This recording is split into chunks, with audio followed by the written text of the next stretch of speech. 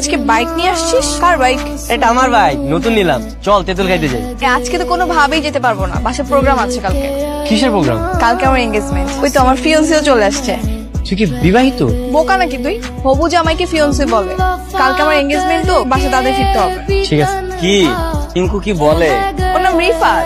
সম্পর্কে তো শালাই হবে, আর মজা তো সব শালার সাথেই করে, তাই না?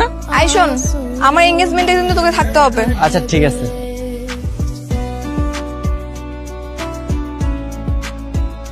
বিয়ের ডেট কিন্তু আগামী শুক্রবারে। বেশি তাড়াতাড়ি হয়ে যাচ্ছে না? আর তাড়াতাড়ি কোথায়, এখনো তো 1 সপ্তাহ বাকি আছে। আমাদের তো আসলে প্রস্তুতির ব্যাপার আছে। আল্লাহ, তোমার কাছে কোনোদিন কিছু চাই নাই, একটা ছোট্ট জিনিস চাইলাম দিলা না। যার লেগা বাইক কিনলাম সেই জন্য দিতেছে অন্যায় করে। একটা মাত্র মেয়ে তো, যেহেতু এত করে বলছেন আগামী শুক্রবারই তাহলে বিয়ে। আল্লাহ একটা ঝামেলা পাকিয়ে দাও না আল্লাহ, বিয়ের মধ্যে মারামারি লাগে তো, নাহলে ছেলের ব্যবস্থা দাও আল্লাহ। তাহলে আংটি পরানোর কাজটা সেরে ফেলি। হ্যাঁ বাবা, আল্লাহ তোমার কাছে দোয়া করি, আল্লাহ একটা বিশাল ঝামেলা পাকিয়ে দাও।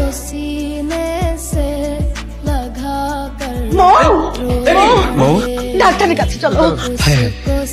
মেয়ের যে ব্রেন ক্যান্সার সেটা আপনারা জানতেন না? হ্যাঁ জানতাম। মানে জেনে শুনে কেন আপনারা আপনার মেয়েকে বিয়ে দিচ্ছেন? ডাক্তার সাহেব, ও তো জানতো না ওর ক্যান্সার, ওকে আমরা জানাইনি। তাছাড়া প্রত্যেকটা বাবা মাই তো চায় তার সন্তানের স্বপ্ন পূরণ হোক।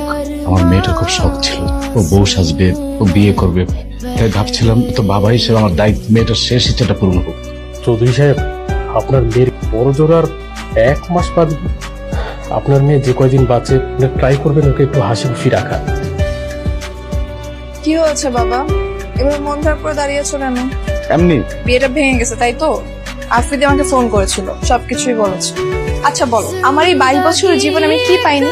ভালো পড়াশোনা, স্কুল কলেজ, এরকম আলিশান একটা বাড়ি, আমার কিসের অভাব? আমার তো কোনো কিছুর অভাব নেই আব্বু। তোমরা ভুলেও কান্নাকাটি করবা না। তোমরা যদি কান্নাকাটি করো তাহলে কিন্তু আমার কষ্ট লাগবে। তোমরা কি চাও আমি কষ্ট পেয়ে পেয়ে মারা যাই? তাহলে একদম কান্নাকাটি করা যাবে, এটা আমার ইচ্ছে।